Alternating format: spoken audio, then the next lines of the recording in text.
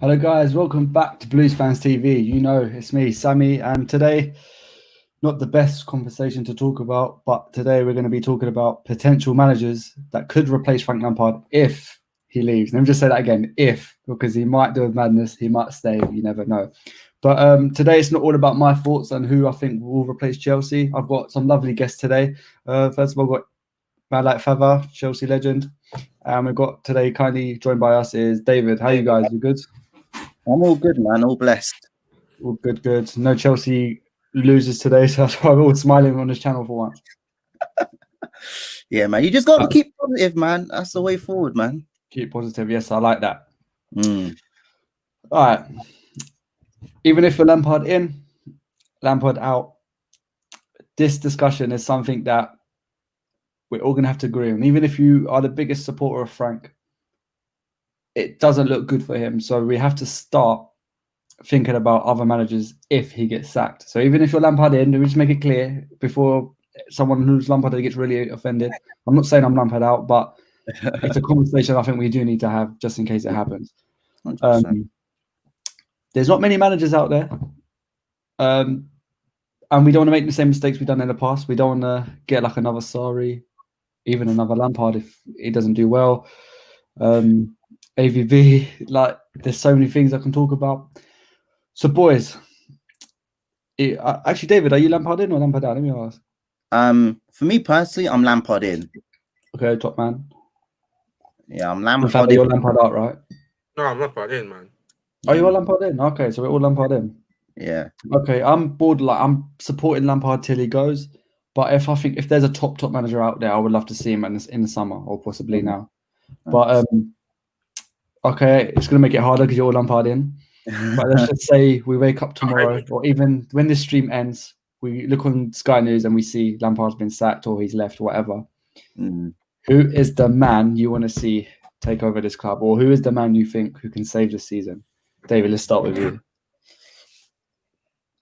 Personally, for me, this person has been in mind because he's been brought up recently. I will say, personally, for me, Thomas Tuchel. Mm-hmm.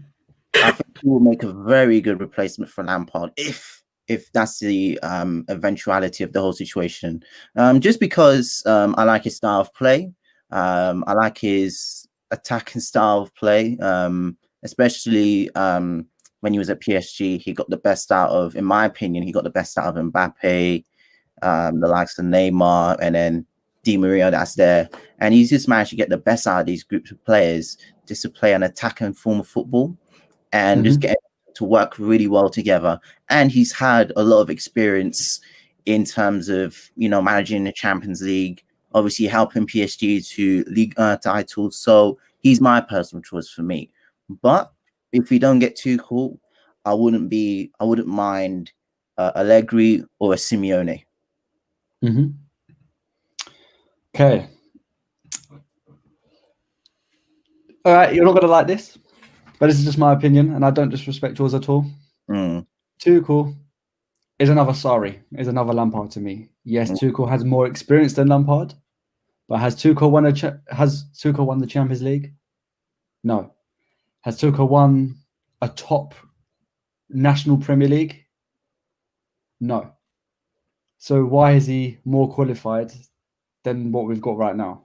Even if you're Lampard out, Lampard in, why would we get rid of an unexperienced manager? I did want Lampard to stay this season. I think he earned his place this year from last year. But why would we get rid of an unexperienced manager for another inexperienced manager? Another thing with Tuchel, and the thing is Chelsea, we've got a weird board. If the board don't like you, you are gone. Conte won the FA Cup. He won the Premier League. You're gone. Mourinho won a lot with us. If you're not happy with us, you're gone. Tuchel has lost the board with every club he's been to. In Germany, he lost the board. With PSG, he lost the board. And do you really think he's going to get on with Roman? I think he can. I think he can. I think he can get along with Roman, but only if he is able to have a big if he is able to build a rapport with him, because I feel like we can build a rapport with Roman Abramovich. I think he will give you time. Maybe not too much time, but he will give you enough time to help you build a team. I mean, you just got to look at Mourinho's first season back at Chelsea, 2013-14 season. You know, in his first season back, he didn't even win a trophy, as far as I can remember. I can't remember Chelsea winning a trophy last season. Yeah, but that was Mourinho. Mourinho went on to win the Champions League with Inter Milan. He won the Champions League with Porto before we even hired him. But before he can win his second spell, he won the league in Spain, I think, with Real Madrid. Yeah. He won the Champions League with Inter Milan in that year. So, and we came second or third on his first year back with a semi-final with Atletico Madrid. He earned his place for another year, just like Lampard earned this year from last year's achievements. So you see what I mean? Yeah, I get what you mean. It's just that he fell out with Roman Abramovich in the first place. You've got to remember, he got sat in the first place because there were some rumblings with the board, hence why he left in the first place. So for him, it's like he already has a relationship with Roman already because he's helped bring Chelsea forward so much. And I feel like, you know, if Tuchel can get along with Roman Abramovich, you know, Roman Abramovich at the moment is getting on with Frank Lampard because obviously Frank Lampard is, you know, he's achieved so much for the football club. He's all-time goal scorer, but he's also had a rapport with the fans as well. So that's an advantage there for Lampard already. But going back to Tuchel, you know, he's the kind of manager who is a winner. You know, even though League is big, what? He's won League he's won a lot of titles in French football. You know. Even though French football isn't the most competitive of leagues, you know, PSG are still expected to win the league. You know, that's an expectation of PSG. They've spent a lot of money on players ever since they got bought in 2011. So he's already lived up to those expectations. And plus, he went to a Champions League final, people forget. You know, he went to a Champions League final. And obviously, they weren't good enough in the final. But he's got experience in the Champions League. He's got experience managing, you know, big players. And I think, you know, he can really do good things for Chelsea moving forward. And plus, we don't have to worry about compensation.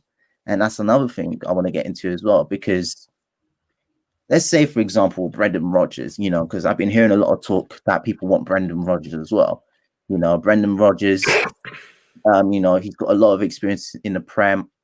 Yes, he has not won a Premier League title, but he's got a lot of experience, not in the Premier League, but also with the football club as well, as an academy coach, you know. And I would like to see a guy like him as well take over at Chelsea.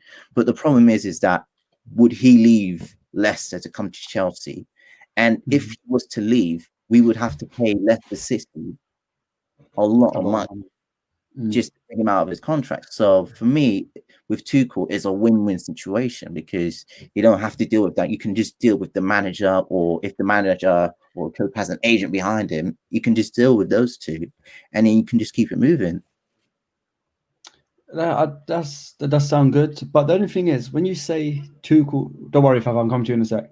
And when Tuchel, yeah, he got a Champions League final, but so did Poch. He's never won anything. So did Avram Grant with us. With us. Avram Grant. He was a manager in a top team in Israel, like a league no one cares about. No one ever heard of him.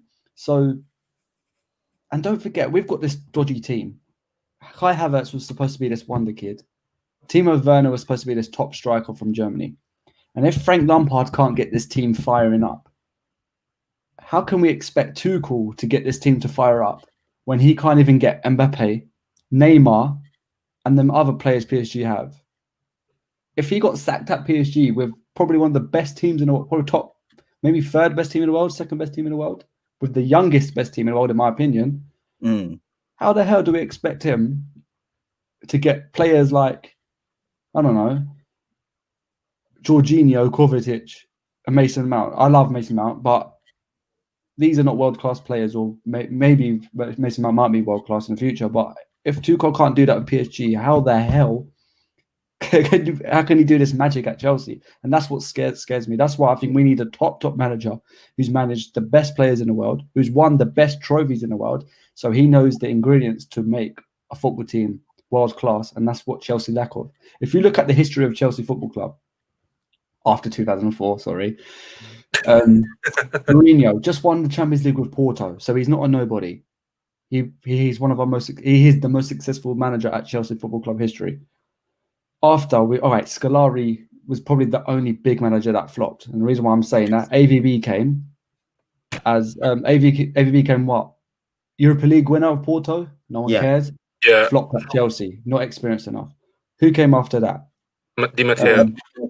Di Matteo. He won the Champions League, but as a caretaker, it wasn't his final touch helped us win. But when he had the full season the next year in the Premier League with his own team, his own signings, he was a flop. I love Di Matteo. I'll always remember the merits he did for winning the Champions League. But when he was given his chance, the next year, he flopped. We was like 6, and we did terribly in the Premier League. He's not. No one's heard of him anymore. He failed in Germany or whatever. West Brom, I think, as well. No one's heard of him. I've already spoken about AVB. Then we get Antonio Conte, a manager who's won a top cup, so a good cup in Italy, Serie A. Decent manager in the Champions League for Juventus. He won the league. He won the league here with us. So his league winning in Italy made him ready to win the Premier League for Chelsea. And I forgot Carlo Ancelotti, the man who won the Champions League with AC Milan, the Italian Cup with AC Milan. And what did he do? Comes to Chelsea, wins the Premier League. And then after that, skipping a few years, we get Sarri. Never won a trophy. All right, he won Europa League, but it was only because we was in the Europa League, and Europa is not a big trophy. Terrible in the Premier League. Well, not terrible, but we didn't look like we were going to fight for the Premier League. So do you see the pattern of what I'm trying to say? If you are not an experienced manager, it's going to take a long time to actually develop yourself to win the Premier League. I think Sarri could have, over time, done something. Even Lampard, I actually think in 10 years' time, we're going to be seeing, I'm not saying for Chelsea, I'm saying for anyone. I think in 10 years' time, we're going to see talk about Lampard winning loads of stuff, but I don't know where and I don't know when. But right now, if we look at the history, only big managers at Chelsea have won big trophies. And I just don't see the point of sacking Lampard, a non-experienced manager, for another unexperienced manager. It's just going to be a cycle, no? Because they're all going to say, give me time. All of them. No manager is going to say, I'm going to win something in 1 year. They're going to say, give me 5 years. I know Klopp did that, but at least Klopp was a big manager when he came to Liverpool. So that's why I just think it's not fair to talk about Tuchel all the time. But I do agree with your points, David. I do think he would do a better job than Lampard, but I just don't think for a long-term investment, he's the right man. And Fav, I'm going to ask you for a lot of people are saying Allegri, so I'm going to ask your thoughts on there. But before I start on that, guys, I would love and please support the channel by downloading the OneFootball app in the link in the description below. It's the best it's the best football app at the moment, in my opinion. Guys, you know I care about you guys, so I wouldn't get this app to sponsor us if it wasn't a good app. You can get all the latest news, the latest transfer news, and even when there's transfer news available, it gives you a little indicator and it tells you how reliable the news is, and it tells you how close the deal is happening or not. No other transfer app actually does this at the moment, and guess what? It's free. So use the link in the description below, and please support the channel. Anyway, enough waffling from me. Right, so me and David. So David spoke about why he wants Tuchel in, or Tuchel, whatever you say his name. David, how do you say it properly? I say Tuchel. Tuchel. Is there any Germans or wherever he's from can confirm that? But Fava, I'm seeing a lot of people talk about Allegri. And when a minute ago, I just said we need a top manager at Chelsea to win trophies. Allegri won, I think, like seven or six leagues in a row for Juventus or something in his sport time. Well, don't get me wrong, he won a lot of leagues for them. That's what I'm going to say. So he is on the same boat as Conte, in my opinion. He's not got the best football. He's got defensive football. Yeah, Champions League finalist. We're going to go back to defensive football, but he is more experienced. He is a trophy winner, unlike Tuchel. What's your thoughts on him? Do you want him? To be perfectly honest, Sammy, I couldn't care less. Like, who do we want? Honestly, like at the end of the day, we have to look at the bigger picture. Let's say another top manager or any manager coming to this football club, and then we're gonna having the same like honeymoon period where we got this unbeaten run. Then next season afterwards, we're gonna have a good start to the season, and then the mid-season, and then we'll suddenly crumble, whether it's injury or poor run of form, and then suddenly fans starts to calling out some manager decision and back like I want him out, I'm wanting him out. It's going to keep the same cycle all over again. Like you said, Sammy, I do have to agree with you. And the secondly thing is, if we sack Lampard now, what will the image be on Chelsea? That's true. It'll be a case where we sacked a manager too soon. And that's why I don't really want Lampard to get sacked right now, because like you've mentioned, like we're always in the cycle of hiring a manager, and then when the fans aren't too happy with the style of football or with the results, and the manager gets sacked, we have to bring in a whole new manager who would want a whole load of new players, who then would have to sell players who don't really fit into the system. Like I'll give you, for example, Drinkwater. You know, Drinkwater was signed by Conte. You know, after one season at Chelsea, Sarri came in, and Sarri didn't fancy him whatsoever. And then now that we see Drinkwater out of the 13 pitches, so it just shows that Chelsea are an impatient football club, and I would like Chelsea to be as patient as possible, because I think this is the way the club wants to move forward. They want to play a possession base, attacking football. You know, we tried that with Sarri. Fans were divided with Sarri. And I will say this though, is that, you know, so I feel like Sarri's been disrespected, in my humble opinion. You know why? Because he came in his first season, right?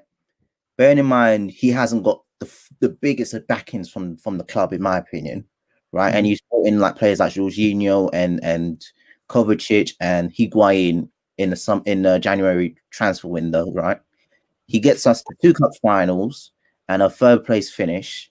And I feel like if we had kept him and had given him the backing needed, obviously the transfer ban came in afterwards, but I feel like they could have. It was a base to say, okay, we finished 3rd. He helped us to finish the season strong. You know, bear in mind he had Gianfranco Zola, who is another Chelsea legend, who's got experience as a manager in England, to help him out and guide him out. And it would have been a perfect platform to be like, we finished 3rd. How can we make this team better to push for the title? So I do agree that, you know, like it'll be a case of, you know, the club will be like chopping and changing. It'll be going back to this cycle again. But the thing I think with Allegri is that, you know, he's not known for attacking football. I mean, just look at Conte, for example. Conte was known for counter-attack football. You know, he was a bit more of a defense-minded coach than, you know, Sarri. So it's something that the board needs to consider as well in terms of who they hire as a manager. So I think that's the best way in which Chelsea can move forward, really. Luckily, if you're not a fan of Tuchel or Allegri, there's other options. In my opinion, it's the same opinion as Tuchel for me. Is another manager who hasn't won anything. But before I get Wayne on to talk about that, thank you, Wayne, for the super chat. And Vitmus, biggest and Blues fans TV on YouTube. Yes, bro. Thank you. Thanks, bro. You're always welcome on. Everyone subscribe to Vitmus's channel. We'll probably see you on the phone-in show, of course. Okay, Wayne. Yeah, how you doing, bro? All good. Another manager everyone's talking about. If I can just, not everyone stop talking about him as soon as you come on. Let me find him. Nagelsmann. I think he's a quality manager. Yeah. But I think the problem is, like you said something, and I think it's correct. We need a manager in that's proven. And he hasn't. He's proven to have a good philosophy. Yeah. But he hasn't won anything.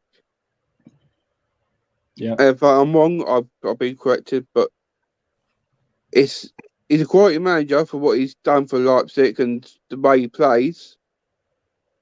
And he could do well for Chelsea, but it's like you said, it's the same for Lampard. We're not giving Lampard time. We need to give him time. How will we do that? Not sure. With the history of Chelsea, we've not been giving managers that time except for a couple. But sorry, go back to Allegri for a quick minute. Did you know he failed at AC Milan before he went to Juventus? Yeah. And he had a quality team there, and he literally bombed them. Yes, he did well for Juventus, but he's got trademark of failing as well, the same as Tuchel. Fair enough. So there's not a manager out there that we all can put our money on and say he's world class, he's proven, we can get him in. Thank you. I 100% agree. I guess you and me are on the same boat with this. I do believe every single manager we've mentioned in this video would do respectfully do a better job than Lampard. But because none of them are experienced, because none of them are not world class, I just don't see the point of sacking Lampard for them long term, in my opinion. So I just even though I'm not happy with Frank at the moment, I just don't think there'd be any point getting someone else unless they're world class. And I do agree with Wayne. There's no experienced manager for this job available right now. If Roman gave me millions of pounds in my bank right now and I could choose anyone I want as if it was FIFA career mode, I would call Carlo Ancelotti right now and say, I miss you. Let me send you a little bank transfer. Come home. Come back. Bun Everton. You don't care about Everton. Come on, you're Carlo Ancelotti. You won the Champions League. Come to Chelsea. In the Premier League with Chelsea. Maybe not this year, but next year. If he's doing this good job at Everton, imagine him doing it at Chelsea right now. But I like what Luke said. Luke said, would any of you boys fancy? I love Frank Lampard, and obviously I haven't got a qualification in managing. Obviously, I'm a video editor. I've got a degree in editing, not football. But sometimes I do. I think we all, as football fans, we all dream. I don't mind military training though. We all dream of like what we can do in a football match. We all dream about what we can do. But I would honestly love to play 2 strikers at a time. Sometimes I would even go 3-5-2 at times, and I just don't like Lampard playing the same 4-3-3 every week. The thing I loved about Lampard last year, when he failed in a match, he changed the formation instantly. Do you remember when we lost against Wolves? We played about 4 formations in the whole game. 3 of them was in the second half, and I've never seen that before. Sarri stayed in 1 formation. Mourinho used to stay 1 until the last minute, unless we're 3-0 down. Lampard was changing, like he doesn't give up, and that's what made me earn the respect to Lampard, and that's why I was like, this manager can actually bring us forward. But this year, I haven't seen any of that. I don't know what's going on. But anyway, that's enough waffle from me. Scott, is there anything you would like to add to that? Thanks for coming on. No worries. I think the problem I have with one of the points you made about being world class in terms of managers is how many world class managers can you realistically name in football at the minute? Like, most of them are in jobs where you're never going to get, like, they're never going to come out. Allegri is the only one I'd say that fits the bill, but his style is so defensive, it's not sustainable. In like 2-3 years, we're going to be having the same conversation because he'll be sacked as well.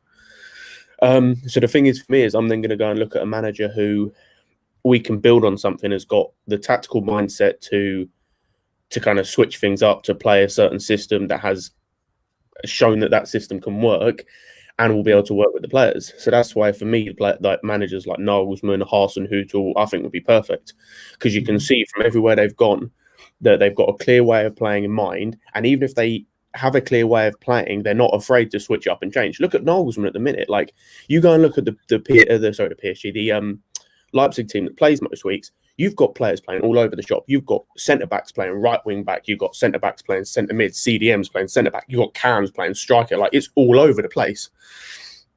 And it's like, I want to see something like that, because like at the minute we're just seeing the same thing. And even look at Hasenhüttl, he's improved players wherever he's gone.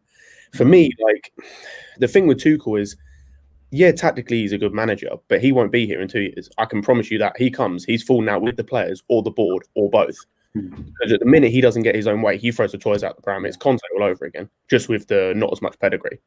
You look at when he was at PSG, his first transfer window. I really would hate him, innit? I was going to say, his first transfer window at PSG, they signed, they signed Mbappe, Werner, I can't remember who else. They got rid of like 9 players, and he complained that they didn't sign enough fullbacks.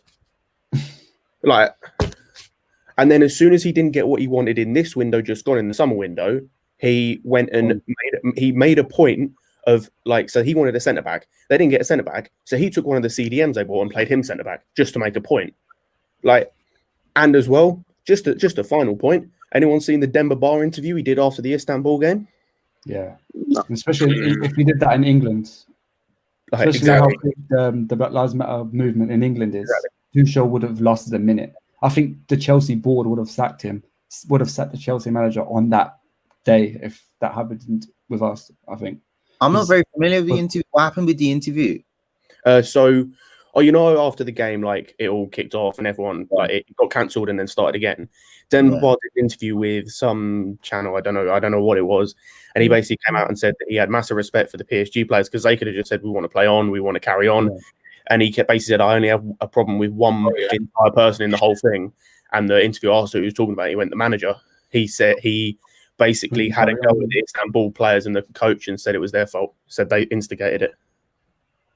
Really? Wow. Yeah, I remember that. But so sometimes I know football's football, but when you come to the Premier League, it's not just football; it's the media and how you handle things now, isn't it? Nowadays, like you look at how. Sorry to interrupt, but you look at the Lampard interview from earlier today. That's just unacceptable on a level. Say again. I say Lampard looks frustrated, man, and during today's press conference, he looked frustrated, man, big time. I get that you're frustrated, but there's like you can't come out and say that it's the media's fault for these players being having no confidence when you've got a guy who genuinely could be like in a few years' time, if he was at a good club playing at a level that he can play at, could genuinely be like a Ballon d'Or contender playing as a number 8, and you're asking him to run around and do defensive work when that's not what what he does.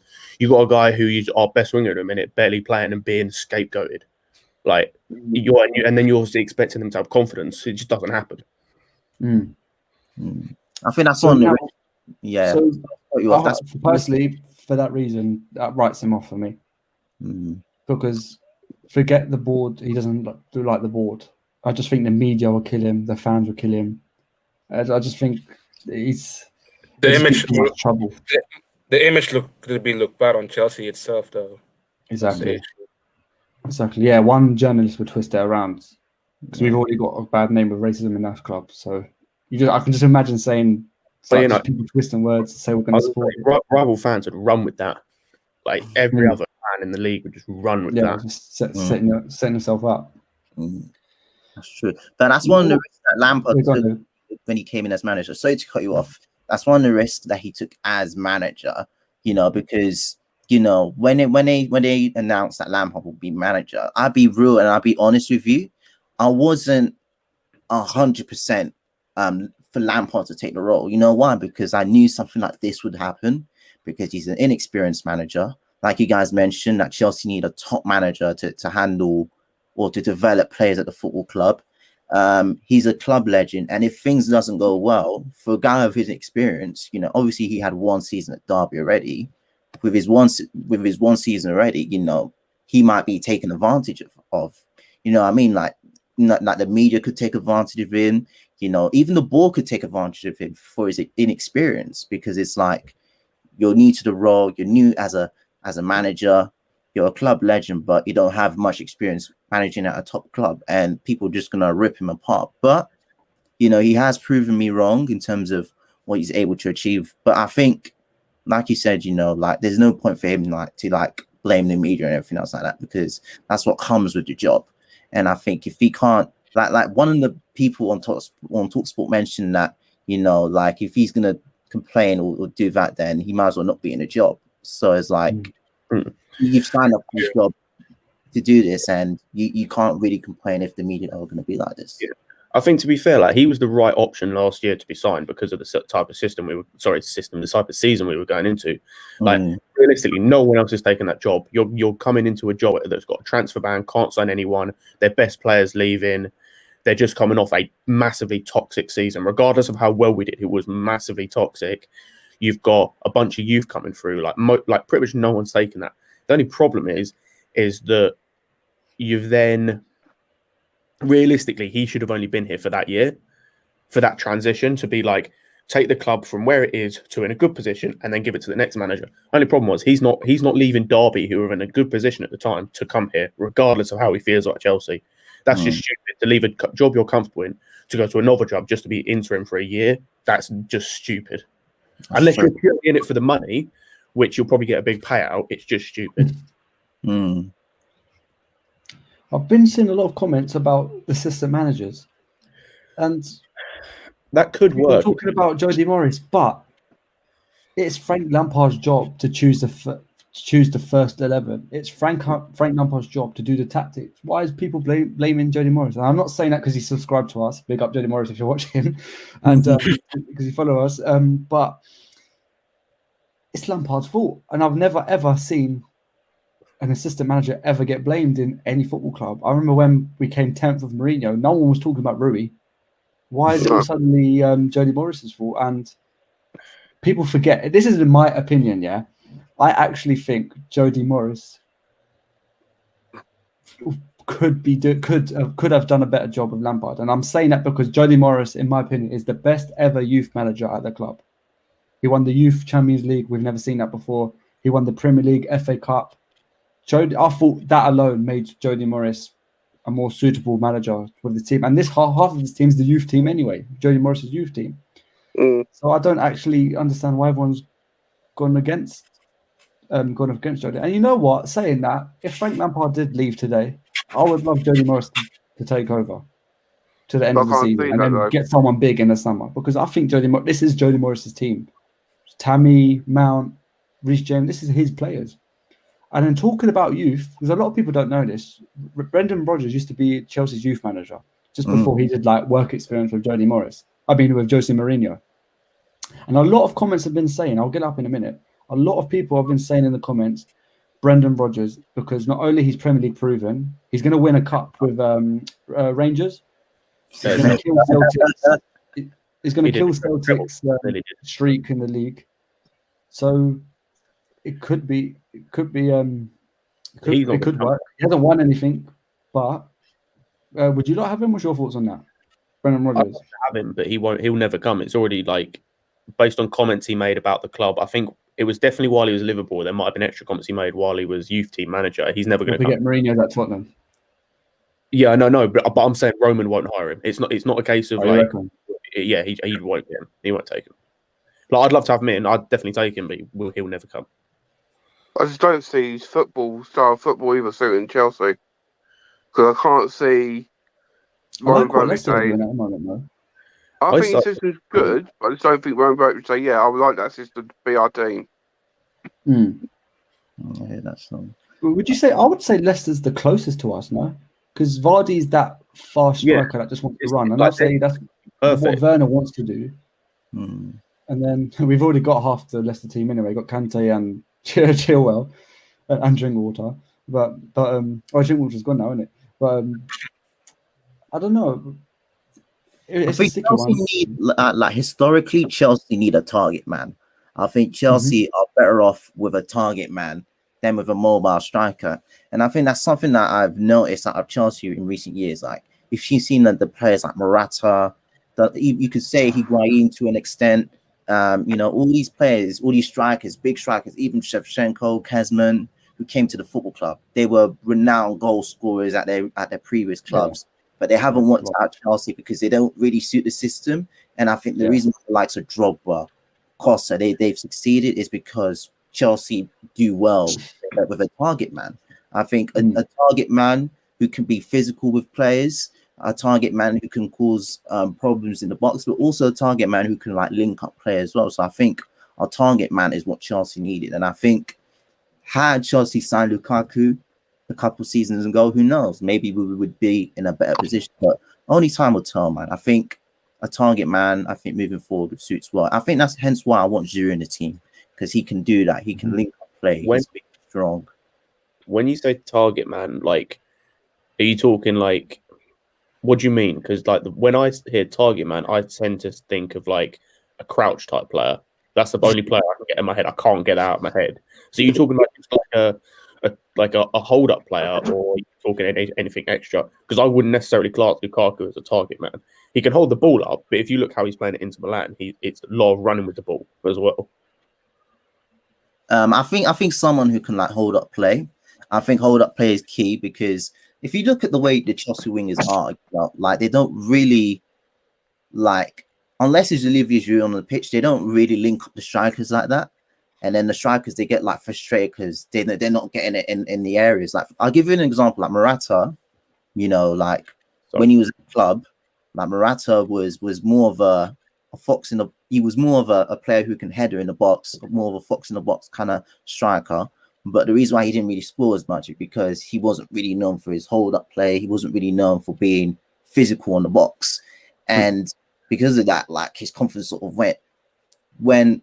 But in comparison to Giroud, like Giroud is known to be like that sort of player, physical, good link-up play. So whilst a target man it can like hold up play, but can hold up play, like a target man also needs to know how to like do like link-up play as well, like know how to link with other players as well, and just be a threat in the box and be physical as well.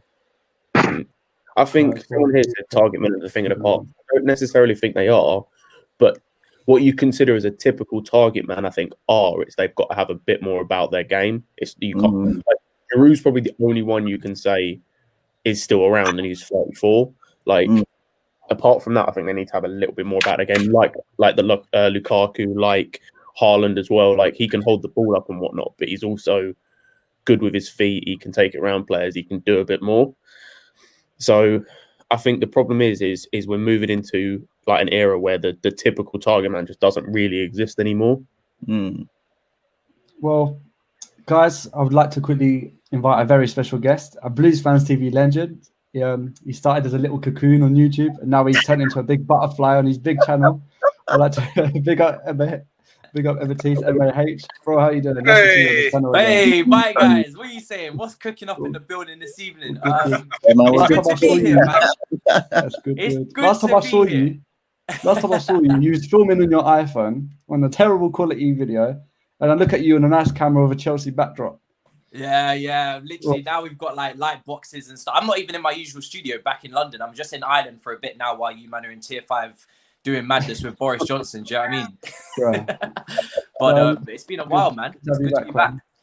Bro, I've invited you on because I know you're a respected Chelsea fan. And also, our conversation on WhatsApp yesterday kind of sparked it up about your thoughts. This obviously we're talking about potential managers and that. And I know your thoughts on Frank Lampard.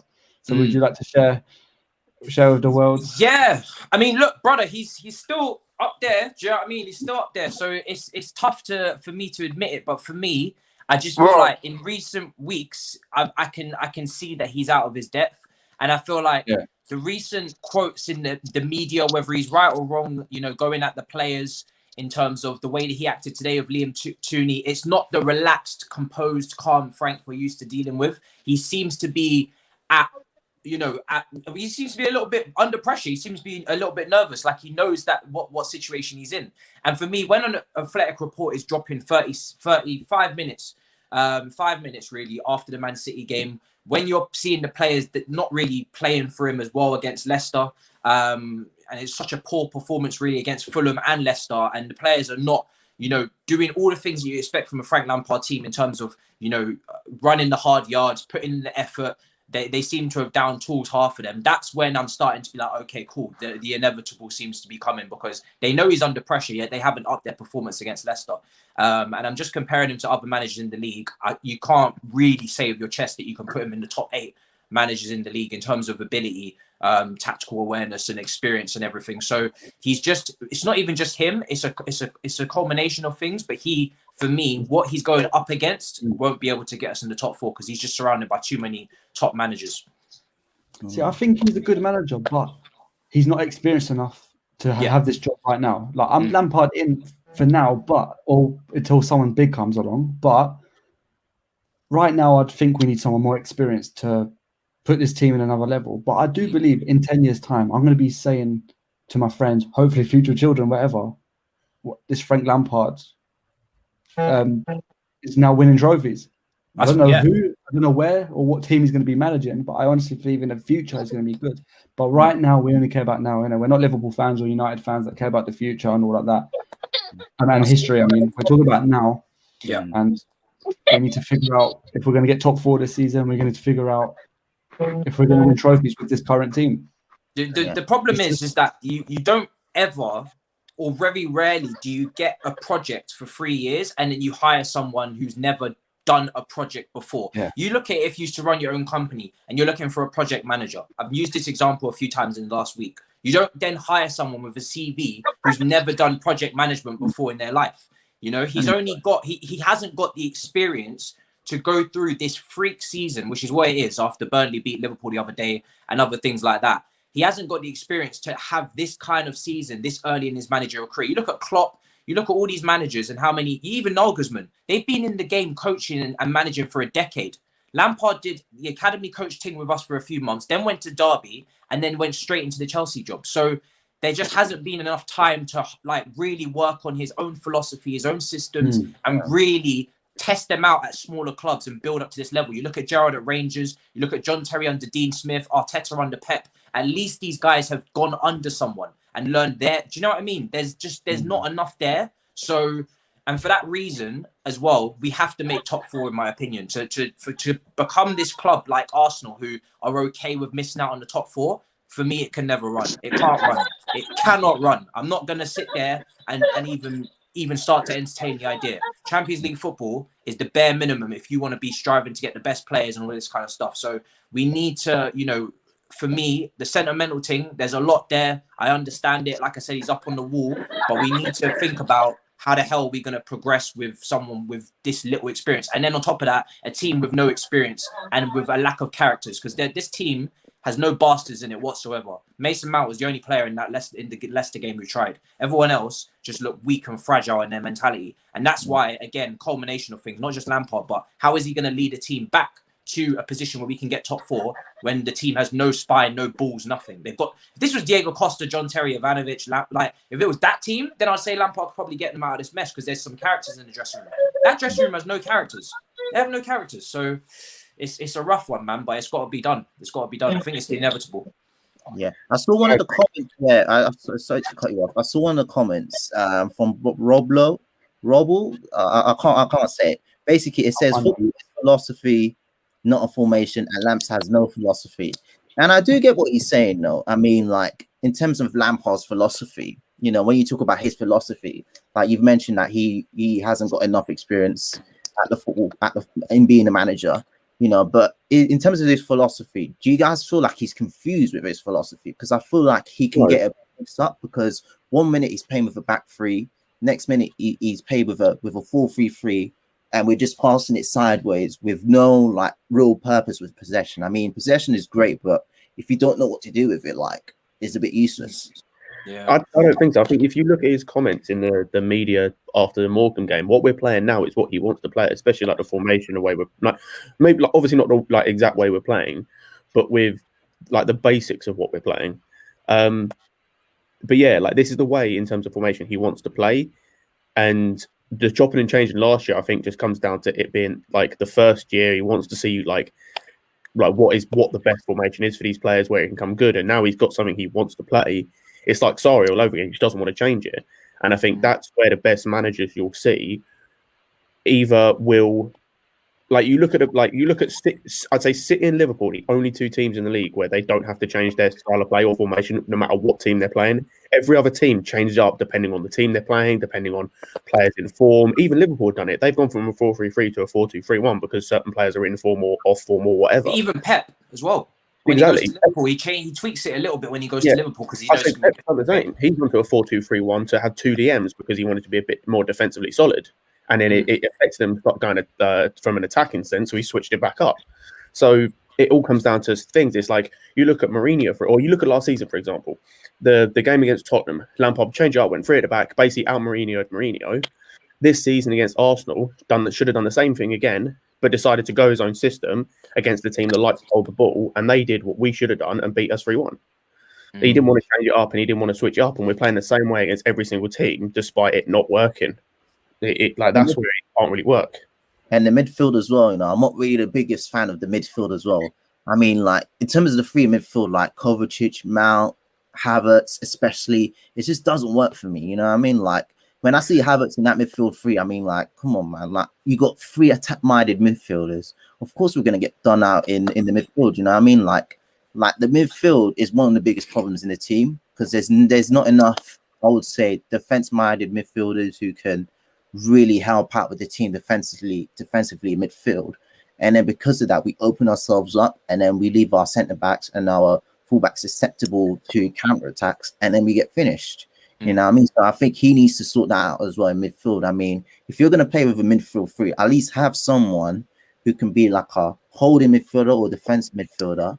Maybe someone who's like a box-to-box midfielder who can do a bit of both, and then like have a midfielder who can maybe do certain runs forward, and not a midfielder who can lose the ball too much. Because I feel like with Havertz, he loses the ball a bit too much sometimes in the midfield, and he's a bit suspect as well. So I think he just needs to tweak it up a little bit as well. If you look at that Leicester midfield, right, they're so much more balanced than us. Ndidi, Telemans, and Maddison. You don't get any more balanced than that. And the Chelsea midfield that went out there, I think we had Kovacic playing the deepest, and he was the holding midfielder. He's a ball progressor. He runs with the ball, he dribbles, he tries to progress. How is he the deepest midfielder? That's like it just makes no sense. And the thing is, we speak about manager flexibility. We speak about Pep changing his philosophy, changing his ideas when he goes to Liverpool and he plays a little bit more, a little bit more cautious. Liverpool have had to do it as well. Pep has no strikers at Man City. Do you know what I mean? And he still manages to play De Bruyne, the false nine. He changes it up. We went to Leicester and we collapsed after 1-0. And we just allowed them to keep hitting us with transitions. Maddison's goal, transition. Vardy's goal, that was offside, transition.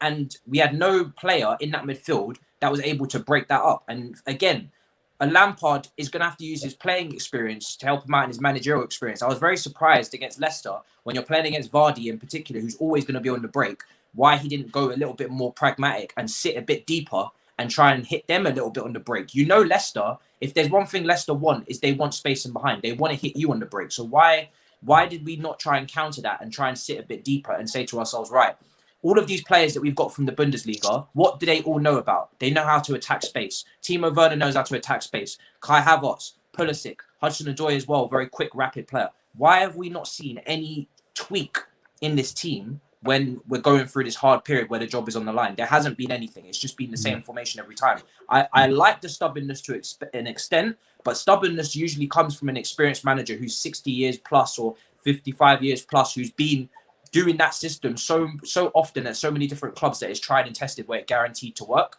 That usually comes with experience. Sarri, for instance, is very stubborn, but he's very old as well.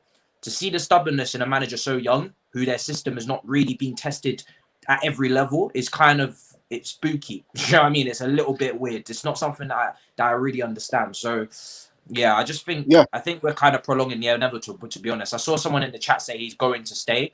When a report drops 30 minutes after a game and the board are looking at German-speaking managers and whatnot, for you to say he's 100% going to stay, I don't know, maybe you just don't know our club that well. Because if you think Roman's going to sit there and watch us drop far away from the top four and Arsenal overtake us when they signed Odegaard when they was relegation candidates a couple months ago, if you think he's going to let all that slide with a man that's only got 1 year left on his contract after this season, you must be smoking something extremely strong in the chat, my guy.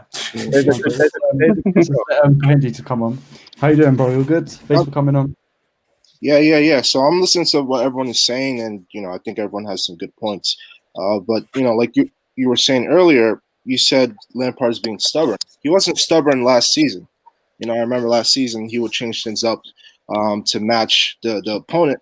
But I feel like since we got these new signings, he thinks we're Liverpool all of a sudden, and he's sticking to the same way of playing. And honestly, throughout the whole season, it's like almost he's kind of schizophrenic. Like he's stubborn in some senses, and then with the lineup, he's just moving things around too much. So it's like you have to pick one. You have to stick with a certain lineup to get continuity and build some strength, and switch things around. But it seems like he's switching.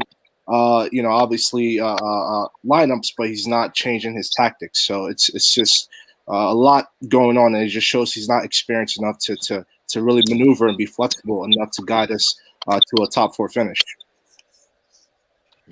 I agree.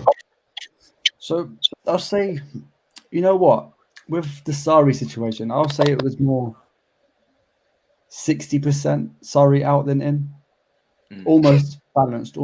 But with Lampard, I'm actually 30. 30. I'd say 70-30 for the Sarri thing. There was so many like sorry out. But Yeah, because the whole stadium was singing sorry ball. Yeah. I was one of them. I think we remember that Man City tweet, though. But with Lampard, I actually think it's like 70-80% Lampard out. I don't know. Right now, It's a lot. It's a lot. There's a lot. I'll say most of the Lampard in fans are the old school Chelsea fans who are season ticket holders. Yeah, and I think we also can't forget is that in the stadium, that's 42,000. Chelsea have millions of fans, millions. So you're talking about a couple 100,000 that regularly get to go to games on a semi-regular basis. Tops 1 million. You're really not talking about a lot. You know, there's a lot more fans than that. So I've been doing my streams for weeks, and I've been very patient up until the Leicester game where we had the 2 weeks off. And I saw that we didn't do anything in those 2 weeks because the two performances, Fulham and Leicester, were atrocious. And I said to myself, okay, cool. We've had the 2 weeks. We're never going to have those 2 weeks again with a friendly game against Morecambe in between to really sort our shit out. So we must not be going anywhere. But most of my chat was Lampard out just like near Christmas. So I'm not going to lie. There's on social media, the percentages are about 70-30 minimum because I've done polls with votes of like good few thousand, nearly 10,000 votes, and it's always 70-30. So it's a lot of people right now, which is mad.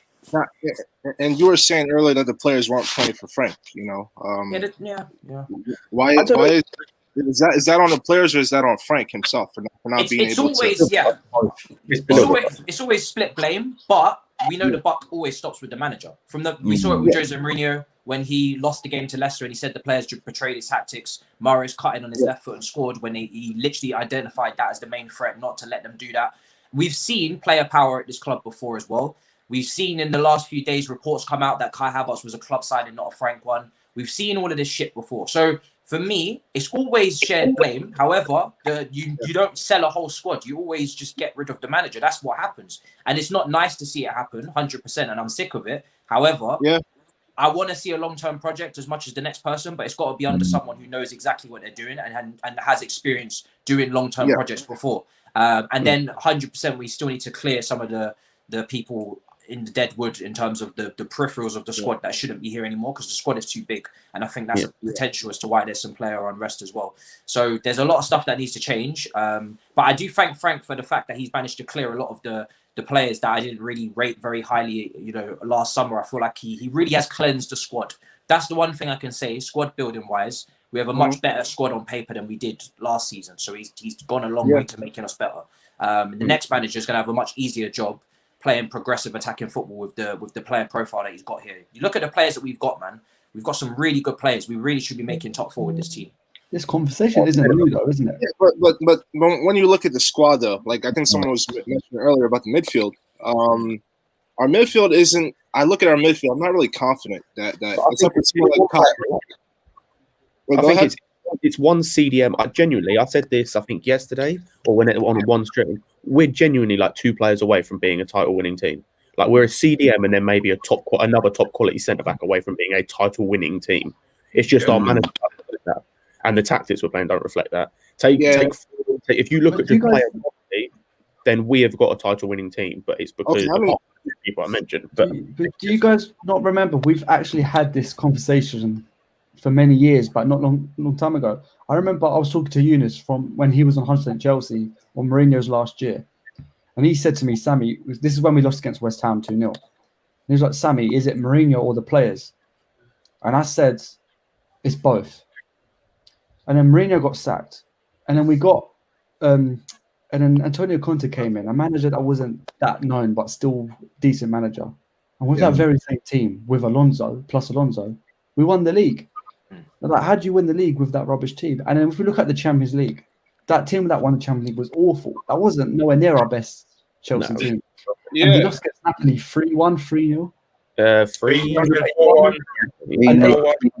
3-1. After when we lost 3-0 or 3-1, after the game, ABB said live on TV, I chose the best Chelsea team possible. The players are not good enough. And then Di Matteo had no history of managing a football team. Done a little tweak. All he did was take off Sturridge, played with Drogba up front, and put Kalou on the right wing. That's all he did as a change. That tweak changed everything. We changed the whole philosophy. We won the Champions League. So I agree. I agree. Werner has been terrible. Havertz has been terrible. The signings have let Lampard down. The team has let Lampard down. But a small little tweak from another manager could actually make such a big difference. It's a conversation that's going to keep coming and coming and coming.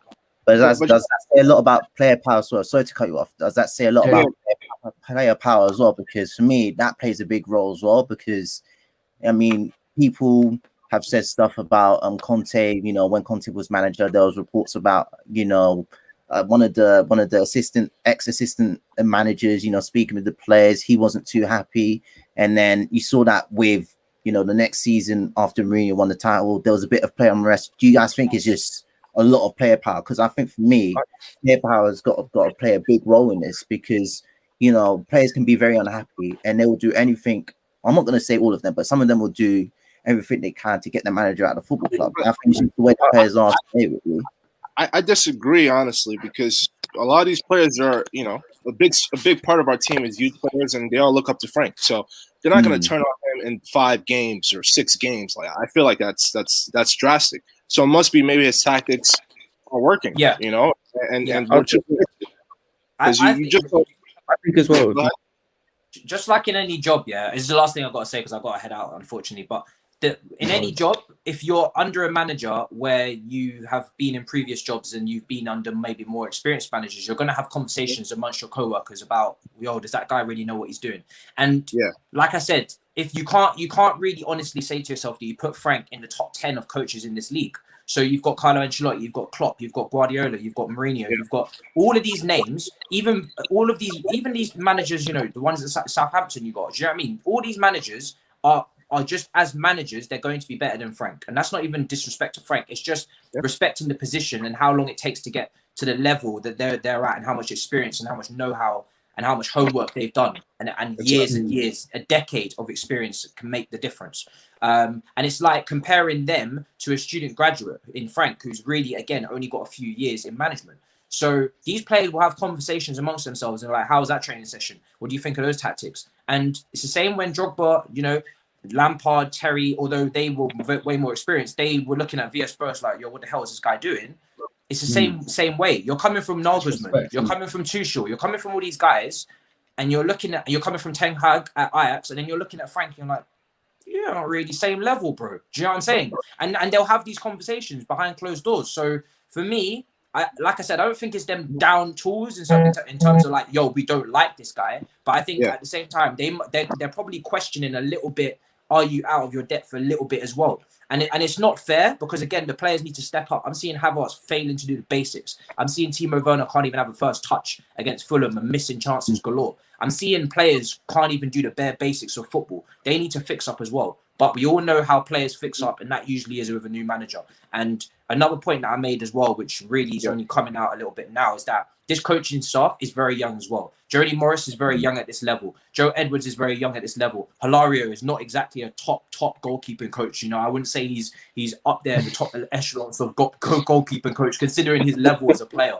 Petr Cech, very young in his role. Everybody is learning on the job, and there's no time for learning. There's action that needs to be taken. Do you see what I'm saying? We're in a dire situation where we need top 4, and points are getting dropped everywhere. And really, if we just got our shit together, we'd make top 4. So for me, there's too many people learning and not enough experience. And that's why I said a few weeks ago, I would have loved Steve Holland to be here to help out Frank. Because I don't feel like, as much as I like Jody and what he's done for the youth teams, right now, he seems to, he's gone a bit quiet. You know, he was doing a back and forth with Jose Mourinho on Instagram and social medias last season when things were going well. Now this season, I don't see him doing no media duties. I don't see Jody Morris doing no press conferences. I don't see him handling the cup press conferences. I don't see him speaking out after games. The only person I see speaking out is Frank Lampard and Mason Mount. That is alarming.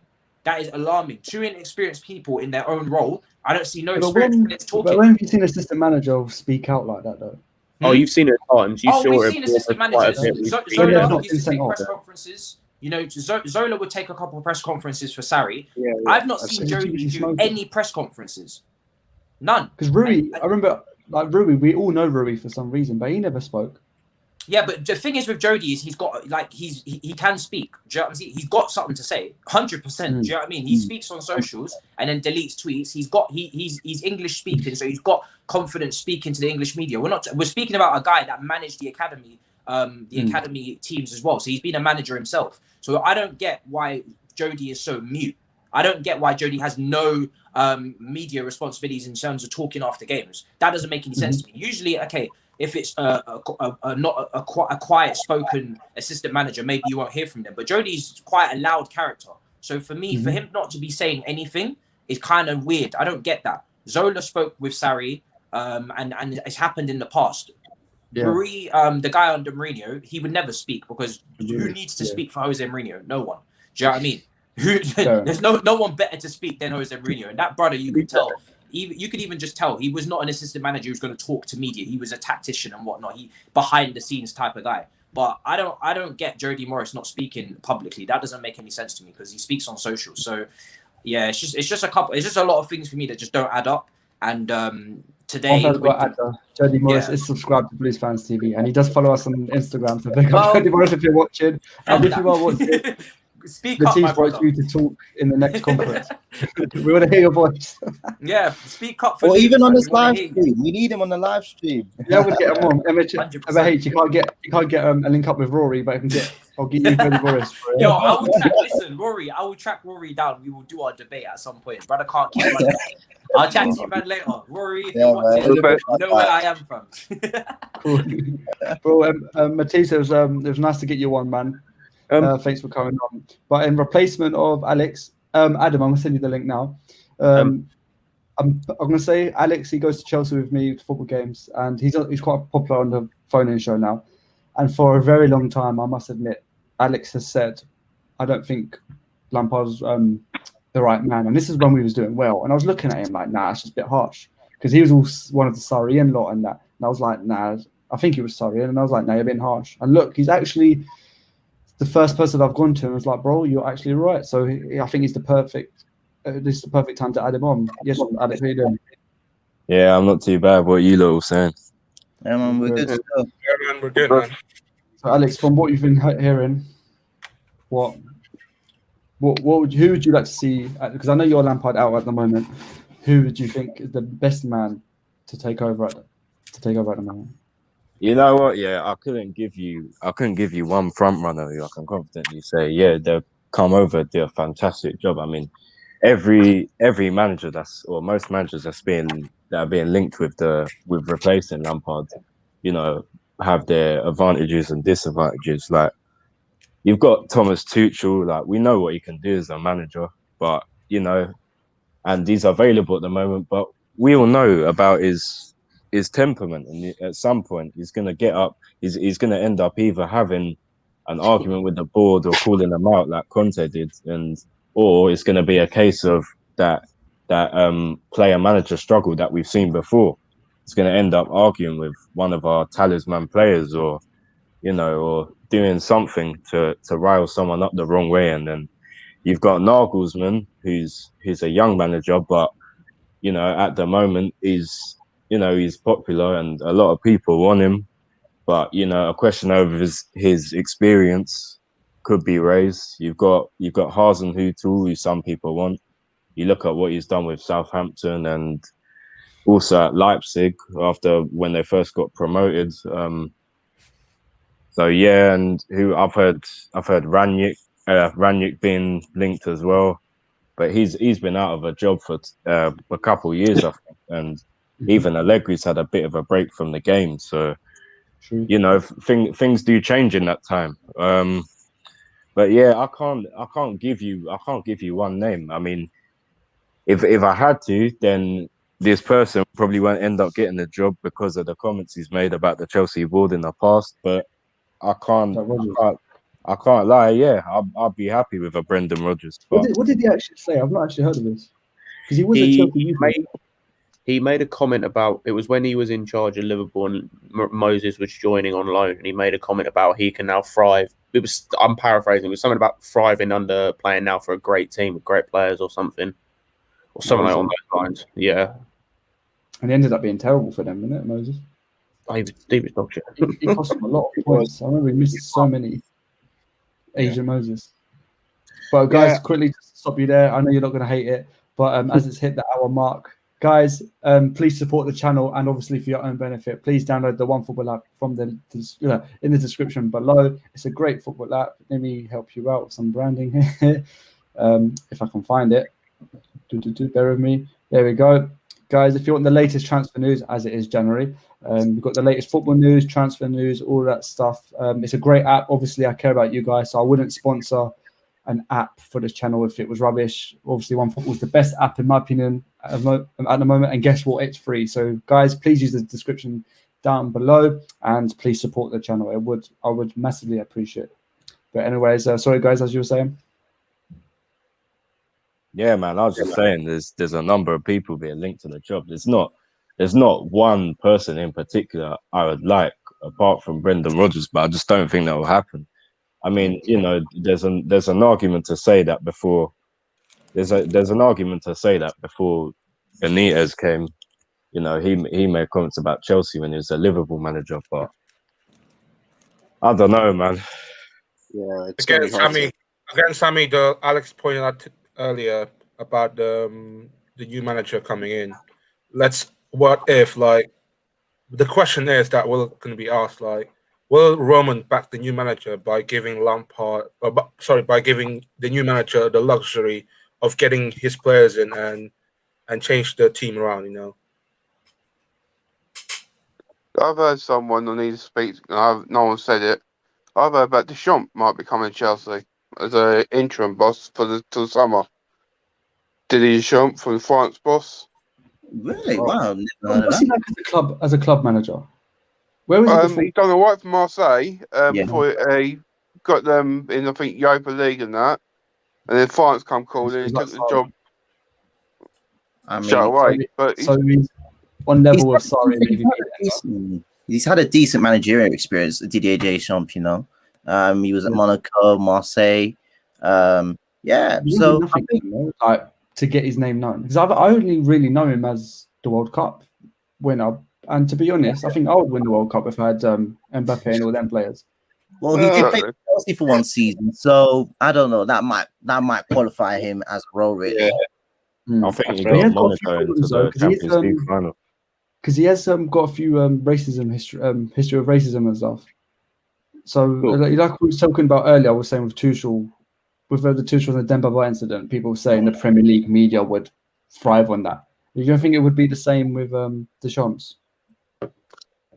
Well, I'm not sure, but what I can remember is he's got a good formation, what he's done with his French clubs, and he's had to deal with big names in the France squad and keeping everyone happy. So that's why I thought the name interested me, thinking he might do a good job as a temporary boss to the summer. But a permanent manager, I don't think he'll be suited for this club. But temporary, I'll be all down for it. Because we've actually got a good history with temporary managers, isn't it? Di Matteo won the championship, won the Champions League. Gus Hiddink won a few trophies, and then Benitez got a Europa League. Yeah. Actually done quite well with them. I would love to see Di Matteo back as an assistant just to help out Frank Lampard, you know. No, I'm good. But Sammy managing is crap. Sammy, apparently it wasn't Di Matteo that won the Champions League and didn't win the double. That's what I'm being told. It's all the players. Yeah. Let's be honest. We had a. I agree with that in a sense, but don't forget it was Di Matteo who took off Sturridge for Kalou since AVB left. So we may have had an amazing squad, but at the end of the day, it was him who told everyone to park the bus. So it's still Di Matteo's instructions. So I do agree with that, but I think that's too harsh to say it wasn't him at all.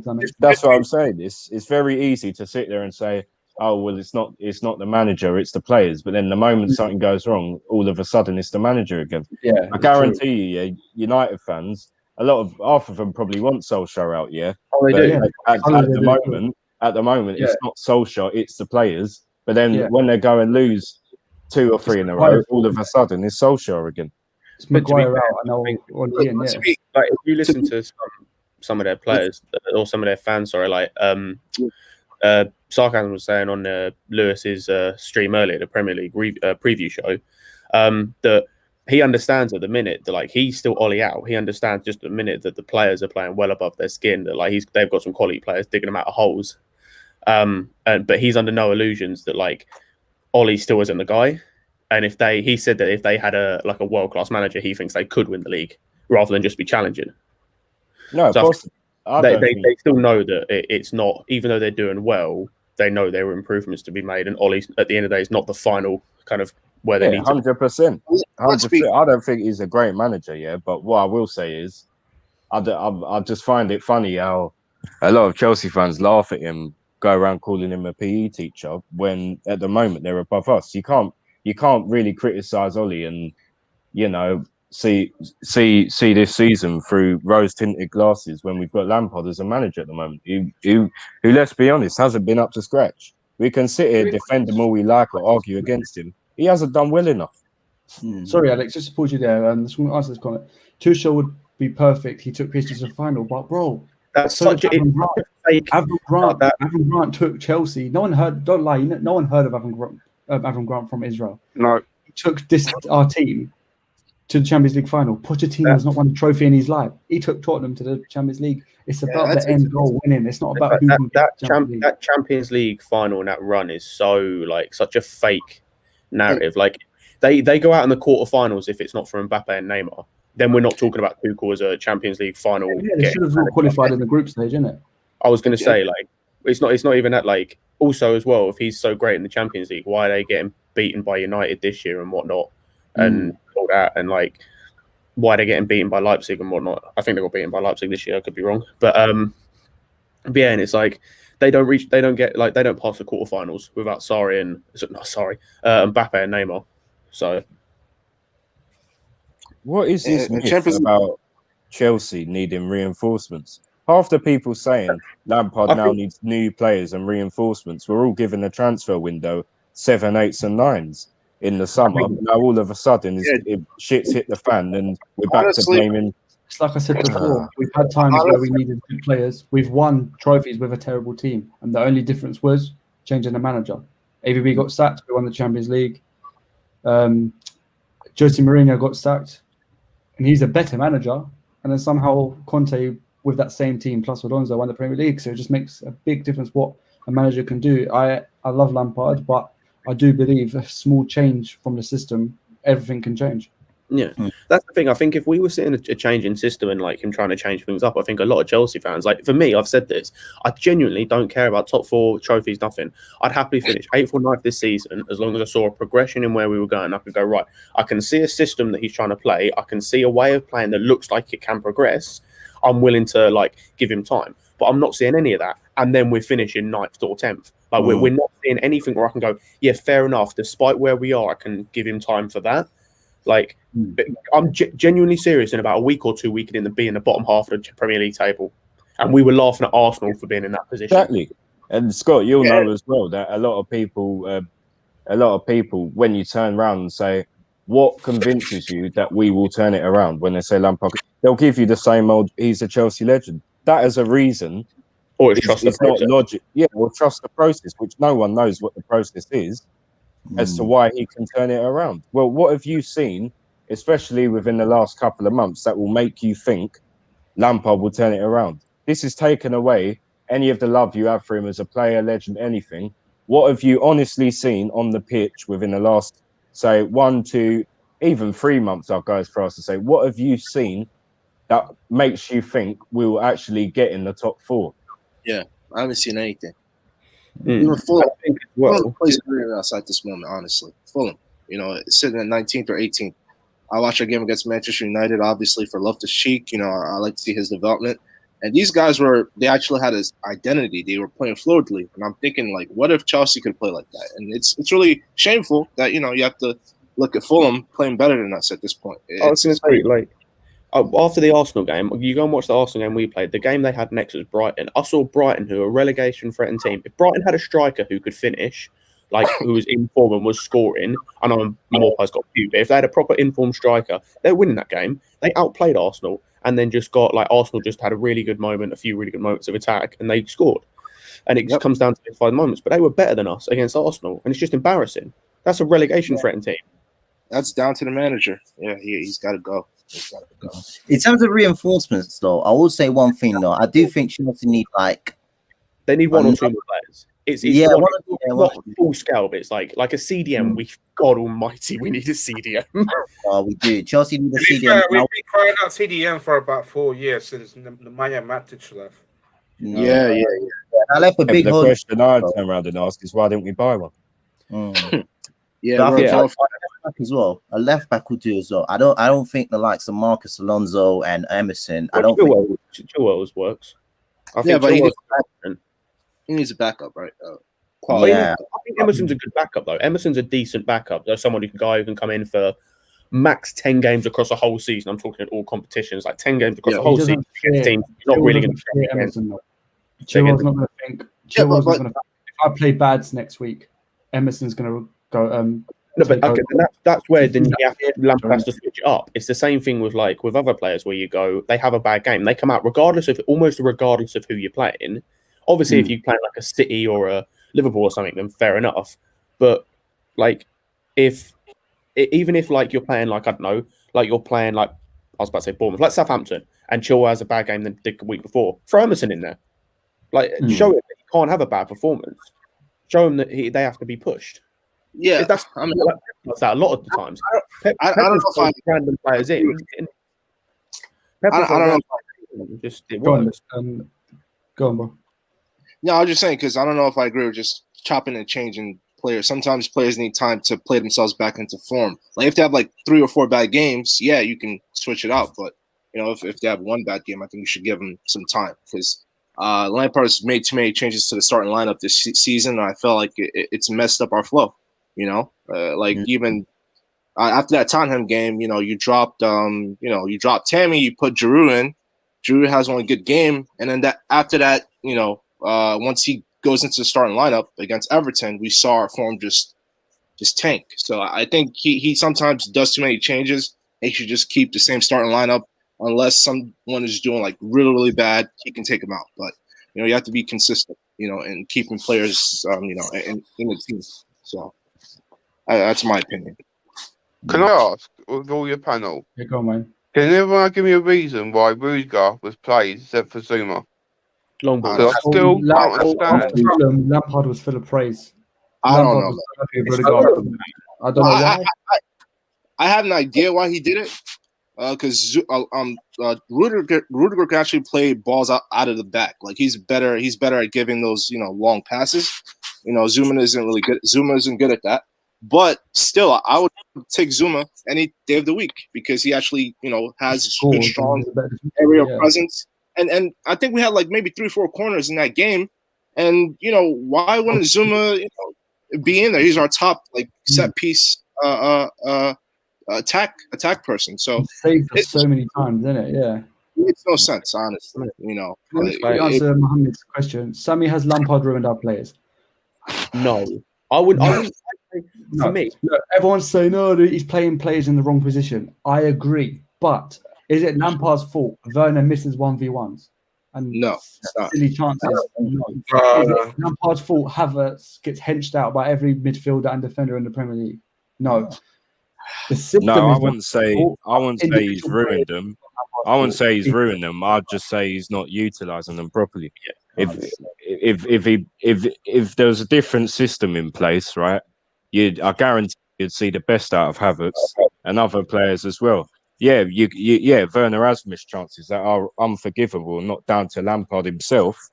But I also don't think the style of football we play is to his strengths. When you've got Giroud on the pitch, they're playing through balls to him when the guy has zero pace, and when you've got Werner on the pitch, they're whipping balls in the air. He's never going to get his head on them. So I mean, so why do we buy him? You know, who's making these decisions? Because he's a general player. No, we didn't know why do we buy him? Because for me, he's one of those he's like that Havertz, he's like that Hazard signing we made like ages ago. It's just like sign him because you don't want other players to sign him, and he's a generational talent. Like, if he wasn't us right now, he'd be at Bayern Munich banging in goals. He'd be smashing goals in a Bayern Munich right now if he wasn't at us. Yeah, and that's the thing for me. Whereas I'm glad we signed him because he's one of those players, as I said, who genuinely in a few years' time, if he's actually like if he was in a team that suited him and was performing like he was at Leverkusen, he could genuinely be up for a Ballon d'Or. And I'm genuinely being serious with that. The guy's incredible, but yeah, he's in a system playing under a manager that is asking the wrong things with him. He's asking him to track back and defend when it's not his style. Yeah. What's his best play doing for Havertz? What's the best formation for him? 4-2-3-1. Asking him, it's 4-2-3-1 where you ask him to kind of, but you can also you can kind of basically play him as like you can get Werner to track back a bit more in his place, sort of thing. So almost leave him as the furthest player forward at times and let Werner track back a bit more. So you have other players around him that compensate for him not dropping back as much. Either as a second striker, Cam, or even as a right winger, you know, I think he has that ability to be maybe a winger on the right, but I'll definitely say like Cam and like as a second striker, because he's one of those players where he needs to attack the space, and he's that guy that wants creative freedom and whatnot. And I saw one of the comments as well, saying about Pulisic as well, and how Lampard's not getting the best out of Pulisic as well. I mean, Pulisic is known for being a guy that has creative freedom. He needs that creative freedom to run at players, to go after players, and that, and to really and Pulisic, we have to talk about him because honestly, he's been playing bad for like the last 5 games. I don't know what he's doing. I don't know if Lampard isn't teaching him how to improve. I haven't seen any improvement from him since last season. He's just been dribbling all the time, and I don't know. He's all over the place. Everyone cool. Adam, thanks for joining on. Another young Chelsea fan, bro. I've heard your comments in a few live streams in the past. Still in the same position as you was before? Yeah, I think that a change there has to be a change, and you know you don't want Lampard to get sacked. That's the last thing we want. But if it means him getting sacked, it has to be done because there has to be a change, especially in terms of leadership. And I just think at the moment Lampard's kind of out of his depth. He has a system where the players don't even know what the system is. You know, we've seen reports coming out today that the players don't even, you know what I mean? The players don't even know where they're supposed to be playing. We've seen reports today itself that the players are confused about his system. So if the players are so confused about the system, why do we have such an inexperienced manager to work with such top players? I know he's worked with top players as a player, but as a manager, it's completely different. It's completely different. And you're in the hands. Prior to this season, he's been managing for 2 seasons. For such an inexperienced manager to come in and work with such top players, I think is a bit too much for him at the moment. To be honest, I do think he can be a good manager in the future, but right now it's not meant to be. To be honest, we'd all love it. We'd all love him to be successful, but as Alex said, that if there was a process that we knew that we could get behind, there's a possibility, but I don't see people saying trust the process, but they don't even know what the process is themselves. So how can you trust it? Yeah, and exactly. And for Lampard to change things around, he has to be some kind of a genius at this point. I don't think he's a prodigy in terms of coaching. So, you know, he's the kind of player kind of person that's going to take time to get better. Even as a player, he wasn't naturally gifted. He just worked his ass off to get better. And I think that's going to be the same thing as a coach. You know, he's going to need to work his ass off. But honestly, not with Chelsea. He's going to have to do it with someone else to get better. Yeah, 100%. To answer the type of the guy who said the type of manager, for me, this is what, like, a guy who's actually probably become my number 1 or is definitely my number 2 is Hasenhüttl. Like, look at some of the, like, for me, it's because he can get the best out of the players he's got regardless of quality. Go back, because a lot of people won't have seen it. Go back and look at the type of players he had at Ingolstadt before he went to Leipzig. They were terrible. Go look at some of the players he's got at Southampton. Quality-wise, they are shocking. Like, are you telling me that, like, Oriol Romeu is a banging player? No, but because he's the type of manager he is, he's got them playing to like the best of their ability. He's got them playing above and beyond what technically they should be capable of. Like, I'm being real. he's got Oriol Romeo to the point where I genuinely was thinking, like yesterday, like last night at some point, of like, would I take this guy back to be our CDM? That's how mental it is that he's playing as well as he is. And it's like you've got players that like Stuart Armstrong who like playing amazingly. Shea Adams, who was a striker in the Championship like a couple of years ago, playing amazingly. Like there's hardly any people in that team that you'd think, oh yeah, they're like tops, even like top 6 quality. But he's got them playing so amazingly, and his system's perfect. Yep. Not to mention that they lost Højbjerg to Spurs as well, who's probably arguably their best player last season. Where did they get him from? Honestly, Southampton had him, and he went to Tottenham. Oh, but where did Southampton get him from? Bayern Munich. Bayern Munich. Oh, okay. Yeah, he was one of those that like was youth player, wasn't really playing, and then went to thingy. Let's look at the Arteta situation. A month ago, we was all laughing at him. They were miles behind us. They were losing so many games in a row, and then we were potentially title contenders. Now, how it's changed so badly, and I hope you're enjoying this. If there's any Arsenal fans watching this, but now look at Arteta. He's starting to win games. He's somehow changed something. He's played a very youthful team, especially against us. There you go. Who's that guy? Rowe, whatever his name. Yeah, he's really good. He actually lives really close to me, actually, and I never heard of him. And Arteta's done something different, and now they've actually starting to go back to normal ways. And but you've just named it. He's changed up. He's playing youthful players that want to take their chance. He's not going to say. Is Lampard going to do that now, or is he going to do the same thing? That's the whole point. Arteta's got the ability to change it up. Like he'll go. Like look at last season. He was going against the big teams. He was going like full everyone behind the ball, hit him on counter attacks. It was literally their style of play. Give it to David Luiz. Look for Aubameyang. Smash it over the top. Yep. Like that's all it was. In the cup final, literally. Exactly. That's all it was. But it worked.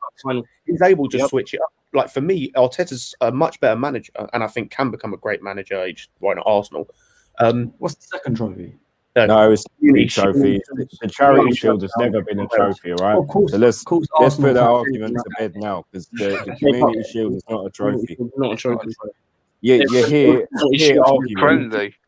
arguing that you're the biggest club in London, which you're not because you don't have a European Cup. But to further your argument, do not say he's won 2 trophies, because that glorified dinner plate is not a trophy.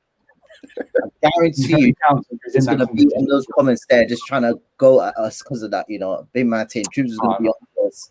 Jesus Christ, you lot all criticise.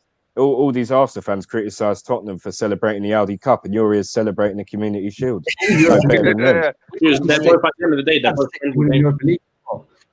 when you're starving, I don't blame you. But it's one of them trophies where you want to win, but you can't celebrate it. If that makes sense. Yeah, that'd be happy if you won it and target it, but don't. I could care less, mate. David Moyes won the Community Shield. That's all he won, and he still got sacked from Man United. So if it's such a big trophy, why couldn't he stay in the job? Yeah. So. Can I just say something? Can I just say something? Like, this is a memory of mine, and this is why I'm getting frustrated with the Chelsea match now. Lampard, I remember going to a Chelsea-West Ham game. West Ham was in Championship. It was a League Cup. Lampard was on the bench with Joe Cole. And Chelsea, I don't know, get me why, but Chelsea, the West Ham fans were Matthew Harding lower. And the Chelsea, those training, chucking coins and everything at Lampard and everything. And Lampard took the coin, chucked it on the floor, got it the badge, kissed it, and started laughing at the West Ham fans when they was chanting his name. We was in tears of laughter watching it, and he showed passion. He showed what it meant, and that's what I want to see now. And all you see is him crossing his arms, don't know what he's doing, don't know what to say, and it's frustrating. Yeah, but you can't really blame him though. If he doesn't know what he's doing, he can't show passion. I mean, you can only show passion. He's got so much passion for the club. You can't show passion if you're not sure, right? I don't think he knows what he's doing. He's doing more than Havertz. I'm sorry, I'm not going to say he is, but right now, Bro's actually doing more stuff. I was gonna say, like, I hate when people say that because, like, what are you talking about? Like, if you're talking about form and playing better, yeah, sure. But if you're talking about ability, then you're just delusional. Yeah. And the same thing about Timo Werner as well. Oh my days. He's better than Hazard at one point, but he's not a better player than Hazard at all. Yeah. I'm hearing that Campbell was better than Timo Werner. I was thinking, what's going on? You know what? I'm going to agree with that. Werner annoys me every week. I'm going to agree. Werner ain't too bad. You know, his goal scoring record is 1 in 3. Mm-hmm. His goal scoring record is 1 in 3. Ain't even that bad. It's just that he misses like quite a few chances. I know this is going to sound weird, but like this is going to sound bad. But how many times? Imagine. I think he must have more offside goals this season than. We put up with Morata for 2 years with the amount he basically mated that offside flag. Like I can deal with Werner. It's funny. Morata actually started good for us. He lost form. Remember that? He never got it back. Werner matched. I hope that's yeah. I hope that's not like Morata, honestly. Yeah, because Morata started very well for us, but yeah, he did. No, we just lost confidence, like mid the season. Like, it happened to him personally, to be honest, like personal that no one actually knew. Apparently, one of his best friends died or something. Really? Him, and then, I don't think that's the reason, though. No, but it can. The biggest excuse. It could have an effect on players as well. You know, especially with injuries that he had at the time as well. You know, people are human beings at the end of the day. Some people deal with it well, some people don't deal with it. You look at Kepa, people are using the fact his girlfriend broke up with him as an excuse to be bad for a year and a half. You know what I mean? I'm not saying that. Obviously, that can hurt someone mentally, but not for a year. No, your girlfriend broke up. Yeah. But some of it is also on the way we played. Because under Sarri, he wasn't conceding that many goals, but he was still bad for Sarri, bro. Kepa was bad from day one. I don't know why people think he was good for Sarri. Remember against Arsenal, Sarri's first game against Arsenal when we won 3-2, I think. Yeah. We went in 2-0, and then also it was 2-2, and 2 of them goals were so bad from Kepa. Yeah, but also they were both preventable goals from the defense as well. It was we let him back into. I look at Peter. I know Peter Cech's one of the best goalkeepers to ever live, but take off Peter Cech in our history, I don't think we would have won Champions League. I don't think we would have won any of the Premier League with Mourinho. Peter Cech doesn't. Even though we had John Terry, Ricardo Carvalho, we had the best centre backs in the world at one point. Oh, they were. You still got that record, haven't you? Yeah, I can't remember who said it on Sky Sports, but I think it was Carragher. You could not win the Premier League without a world-class goalkeeper. You can't. That's why. Chelsea. That's why I feel like our defense was crap, but Kepa is still so bad. Yeah, I think you're right. Yeah, I can't blame the defense.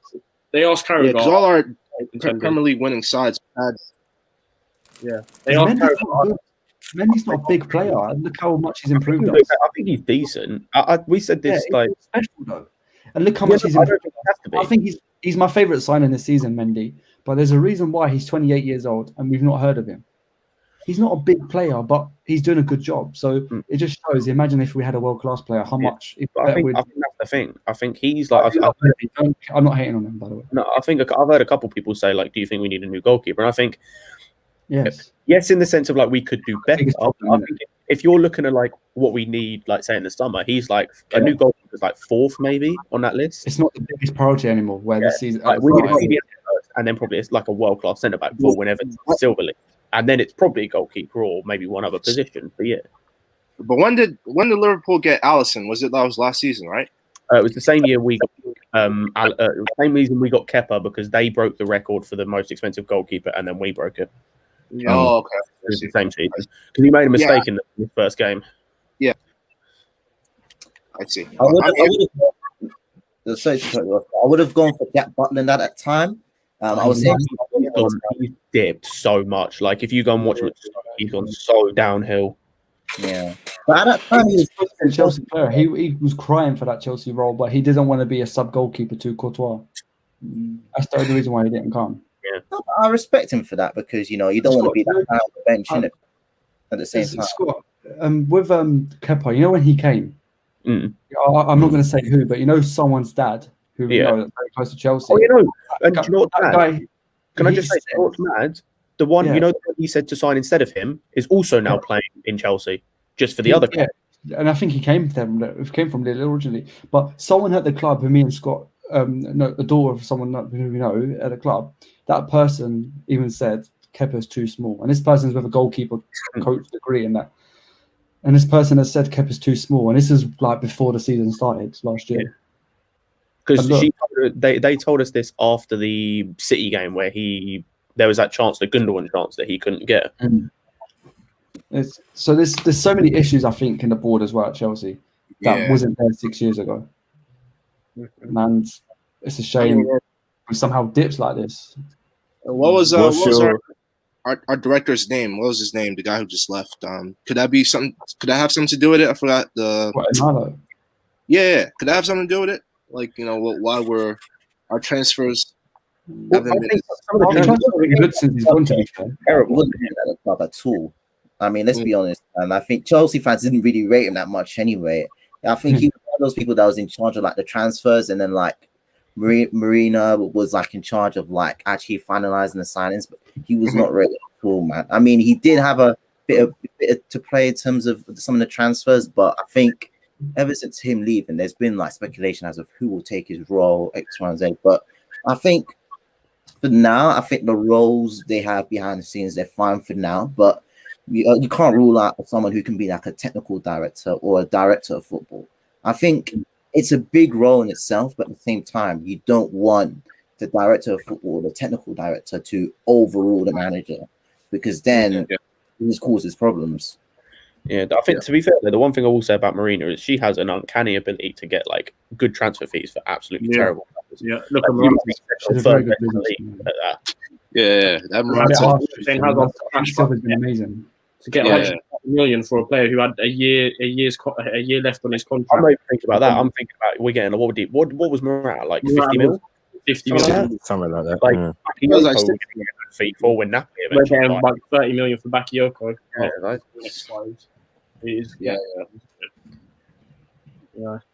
Yeah, they made profit on Gilabodji as well, didn't they? Forget about him. Amazing. Marina's a good businesswoman. You can't fault her in that. I think she may somehow get profit on flop. We'll probably somehow get profit on Kepa if we sell it. Marina, we do something like I don't know how we got away with all of that. What's Real Madrid were interested in him the year before we got him, and then they went to get Courtois instead. That's actually mad. Do you think he's done? Because we need a CDM. Why not get back here? No, like I think it's just it's like the style of play. I just think playing in Italy suits him, because I think under AC Milan, like to begin with, he started shaky, but then he got a lot better. The league this year, isn't it? Again, they might win the league this year. They're doing well. Actually, I mean, Juventus aren't their best selves, really. I mean, they even got Andre Pirlo as their manager, and they're still not on the top of the table. You know what I mean? Damn. Can I just say, if this year has shown you nothing, Lampard is the Italian Pirlo. Can I just if this year hasn't shown you anything, or like this season isn't showing you anything, it's that don't go and sign the former legends and think it'll work. Zidane, Koeman, Pirlo, Arteta to an extent, Lampard. Just don't do it. Go and sign an experience. That has worked to an extent, because he did win 3 Champions Leagues in a row at Madrid. Oh, I'm not having that. I'm not. I know you can bring the Ronaldo excuse, but at the end of the day, he was the manager there on the touchline at the time. But what's happening now? Ronaldo is a cup competition. I don't really put too much weight on cup competition. If you have great players, you know anyone can win it. It's a cup competition. Anything can happen. But the league, that's where you see like the boys from the men. You know, the people who can do it over a season. So it's a bit different. Well, boys, I'm going to wrap it up there. Is there any last thoughts before I end it? No. And I just hope that Chelsea. I'm going to go to each one of you. I mean, I'm going to go to each one of you. I'm going to start with Wayne. Who is the man who can take over Lampard? Unless you want Lampard to stay. Be honest, I want Hasselhoff. I wouldn't mind him in, just because I see the passion, what he's got in the side, and I wouldn't mind that as a Chelsea, but for Chelsea fans, see passion. But yeah, just please don't lose against Luton. You know what? Before I'd be like, nah, it's impossible. But the way we play against Fulham, I'm like, that it's actually possible. It can go to penalties and lose. Something silly. But Adam. For me, I had Alex bring it up. It was Rodgers, but like I think Rodgers would like. For me, we could go for Rodgers. Yeah, Brendan Rodgers all the way for me. As either for me, it's between Tuchel and Rodgers. But for a personal preference, it would be Rodgers because Rodgers gets the best out of players. He builds their confidence up. And honestly, right, say what you want, but he could probably build up the confidence of Werner again. Like, look at Vardy. I know Vardy is like, and under any manager, he'd be firing. But look at Vardy under Rodgers. You know what I mean? He's 34 years of age, and Rodgers can still get the best out of him. And that just says a lot about Rodgers as a manager for me. He's getting the best out of he's made like average players into top players, if you know what I mean. And for that reason, it'd be Rodgers for me. Cheers. And now David. I'll say for me, Tuchel. But if we don't get Tuchel, we'll say Tuchel first. I'll say Tuchel. I'll say Allegri, and then if not, I'll say Brendan Rodgers. I think all three are they're more than capable of being successful at Chelsea, and I just hope that Lampard and the players can turn it around soon, really, because it will be sad to see him go in all seriousness. So even though he's a club legend and that, it will be just sad to see the way if it plans out to be this way. But hopefully we know in that case. Hopefully we know on Saturday. Hopefully we don't get embarrassed like they cut, because I know Arsenal fans will be talking the most. But yeah, that's what I've got to say. Go on, Faber. I don't care really, Sammy. I just wanted to see this top manager, though. Honestly, I couldn't care less. Cool, as simple as that. And Scott. Ralph Rangnick on an interim for the summer, and then Nagelsmann or Hasenhüttl. Cool, Kahinde. Yeah, I mean, I'd like Rodgers because obviously I feel like lot of Rodgers today. But it's gonna be tough to get him. If not, then maybe Tuchel. But yeah, it's sad it had to end this way. But Lampard, he's out of his depth, so we need an experienced manager to guide this team to the top again. So, but yeah, well, boys, thank you all for coming on today. I think this was a good chat. I like how we're all a little bit different. We all prefer a new manager. Some of us are Lampard in, some of us are Lampard out, and I don't think anyone embarrassed himself because there is a lot of clowns out there online. So I actually, even though I don't agree with all of you, there were some of you I thought you all made good points, even if I didn't agree. So thanks for that. I think this was a good panel. And guys, thank you for doing your comments and stuff. We've all been reading them. Thank you for even watching. Please subscribe to this channel, give this video a thumbs up. And before you leave, you know what's coming, don't you? Please download the One Football app. It's the best football app out there at the moment. It's free, so please help the channel and click the link in the description below. Please subscribe, turn the bell notifications on, because for some reason a lot of you guys actually don't know we've been uploading. YouTube have confirmed we have an issue at the moment. Someone came up to me saying, why haven't you uploaded in a month? And I was like, bro, we've uploaded every day. What are you on about? So there is issues going on, so please hit that bell notification on so you don't miss any videos going out. And guys, thank you for watching. Boys, thanks for coming on, and I hope I see you all soon.